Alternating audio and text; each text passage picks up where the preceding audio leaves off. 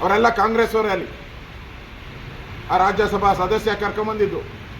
ಅವ್ರನ್ನ ಕರ್ಕೊಂಡೋಗಿ ನೀವು ಡೈರೆಕ್ಟಾಗಿ ಅವ್ರಿಗೆ ಬಿರಿಯಾನಿ ತರಿಸ್ಕೊಡ್ತೀರಾ, ಸ್ಟೇಷನಿಂದ ಅಲ್ಲೇ ಬೇಲ್ ಕೊಟ್ಟು ಹಂಗೆ ಮನೆಗೆ ಕಳಿಸ್ತೀರಾ, ಅವ್ರನ್ನ ಬಂಧನನೇ ಮಾಡಲ್ಲ. ಅಂದರೆ ದೇಶದ್ರೋಹದ ಕೆಲಸ ಮಾಡಿದ್ರೆ ಕೇಸ್ ಇಲ್ಲ.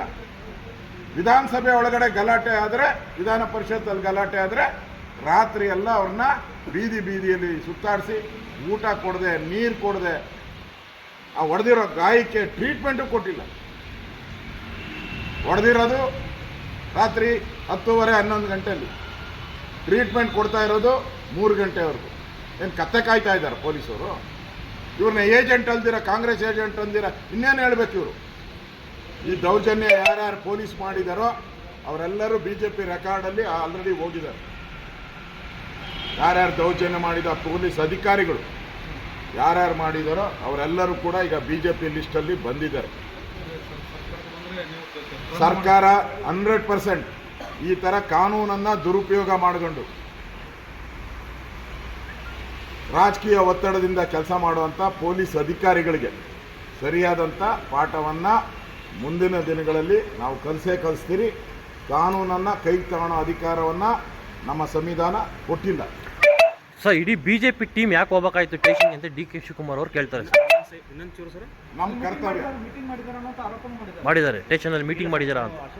ನಮ್ಮ ಕಾನೂನು ಪ್ರಕಾರ ನಾವು ಹೋಗಿದ್ದೀವಿ, ಕಾನೂನು ವಿರುದ್ಧವಾಗಿ ಹೋಗಿಲ್ಲ. ನಾವು ನಿಮ್ಮ ಥರ ಫೋನ್ ಮಾಡಿ ರೆಕಮೆಂಡೇಶನ್ ಮಾಡಿಲ್ಲ, ನಾವು ಒತ್ತಡ ಹಾಕಿಲ್ಲ ಪೊಲೀಸವ್ರಿಗೆ. ನಾವು ಕಾನೂನು ಪ್ರಕಾರ ನಾವು ಕೇಳಿದ್ದೀವಿ. ನಾವು ಕಂಪ್ಲೇಂಟನ್ನು ತಗೊಳ್ಳಿ ಅಂತ ಹೋಗಿರೋದು, ನಾವು ಕಂಪ್ಲೇಂಟ್ ಕೊಡೋಕೆ ಹೋಗಿರೋದು. ನಾವು ಕಂಪ್ಲೇಂಟ್ ಮೀಟಿಂಗ್ ಅಲ್ಲ, ಕಂಪ್ಲೇಂಟ್ ಕೊಡೋಕೆ ಹೋಗಿದ್ದೀರಿ ನಾವು. ಇವ್ರ ಧೈರ್ಯ ಇದ್ದಿದ್ರೆ ಇಲ್ಲೇ ಮಾಡ್ಬೋದಾಯ್ತಲ್ಲ, ಇಲ್ಲೇ ಸ್ಟೇಷನಲ್ಲಿ ಎಲ್ಲರ ಮುಂದೆ ಮಾಡ್ಬೋದಾಯ್ತಲ್ಲ. ಇವ್ರ ಧೈರ್ಯ ಇದ್ದಿದ್ರೆ ಯಾಕೆ ಖಾನಾಪುರಕ್ಕೆ ತೆಗೆದುಕೊಂಡು ಹೋಗ್ಬೇಕಾಯ್ತು? ಅದು ಅಕ್ರಮ ಅಲ್ವಾ? ಅದು ತಪ್ಪಲ್ವಾ? ಯಾರು ಒತ್ತಡದ ಮೇಲೆ ನೀವು ಕರ್ಕೊಂಡೋದ್ರಿ? ನಾವು ಹೋಗಿದ್ದು ಕಂಪ್ಲೇಂಟ್ ಲಾಡ್ಜ್ ಮಾಡೋಕ್ಕೆ, ಕಂಪ್ಲೇಂಟ್ನ ಲಾಡ್ಜ್ ಮಾಡೋಕ್ಕೆ. ಮತ್ತೆ ಅವ್ರ ಮೇಲೆ ಅಲ್ಲೇ ಮಾಡಬಾರ್ದಲ್ಲ.